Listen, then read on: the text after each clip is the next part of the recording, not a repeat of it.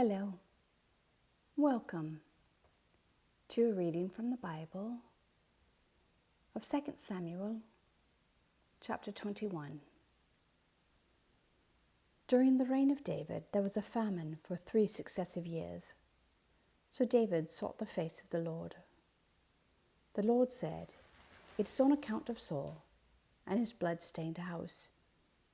It is because he put the Gibeonites to death." The king summoned the Gibeonites and spoke to them. Now the Gibeonites were not a part of Israel, but were survivors of the Amorites.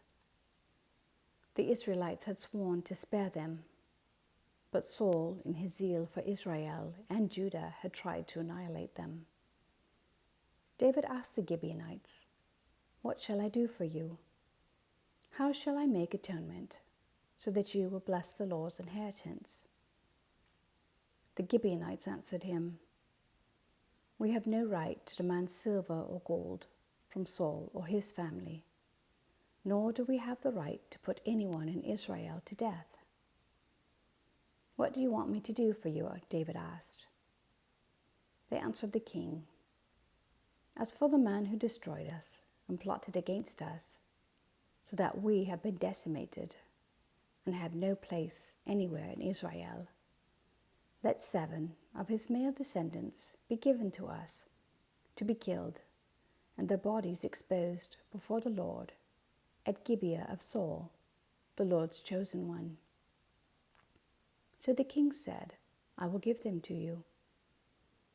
The king spared Mephibosheth, son of Jonathan, the son of Saul, because of the oath before the Lord between David and Jonathan, son of Saul.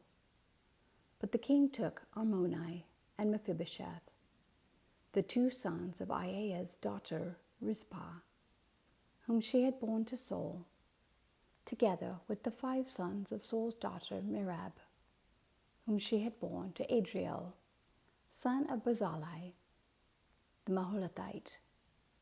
He handed them over to the Gibeonites, who killed them and exposed their bodies on a hill before the Lord. All 7 of them fell together. They were put to death during the first days of the harvest, just as the barley harvest was beginning. Rizpah, daughter of Aiah, took sackcloth and spread it out for herself on a rock. From the beginning of the harvest till the rain poured down from the heavens on the bodies, she did not let the birds touch them by day or the wild animals by night. When David was told what Aiah's daughter Rizpah, Saul's concubine, had done, he went and took the bones of Saul and his son Jonathan from the citizens of Jabesh Gilead. They had stolen their bodies from the public square at Bethshan, where the Philistines had hung them after they struck Saul down on Gilboa. David brought the bones of Saul and his son Jonathan from there, and the bones of those who had been killed and exposed were gathered up. They buried the bones of Saul and his son Jonathan in the tomb of Saul's father Kish at Zelah in Benjamin, and did everything the king commanded. After that, God answered prayer in behalf of the land. Once again there was a battle between the Philistines and Israel. David went down with his men to fight against the Philistines, and he became exhausted.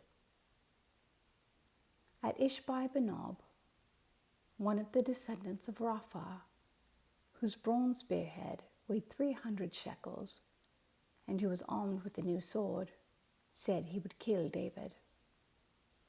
But Abishai, son of Zeruiah, came to David's rescue. He struck the Philistine down and killed him. Then David's men swore to him, saying, "Never again will you go out with us to battle, so that the lamp of Israel will not be extinguished." In the course of time, there was another battle with the Philistines at Gob. At that time, Sibbecai, the Hushathite, killed Saph, one of the descendants of Rapha. In another battle with the Philistines at Gob, Elhanan, son of Jair, the Bethlehemite, killed the brother of Goliath the Gittite, who had a spear with a shaft like a weaver's rod. In still another battle, which took place at Gath, there was a huge man with 6 fingers on each hand and 6 toes on each foot, 24 in all. He also was descended from Rapha. When he taunted Israel, Jonathan, son of Shimea, David's brother, killed him. These 4 were descendants of Rapha and Gath, and they fell at the hands of David and his men. Amen. Thank you for listening.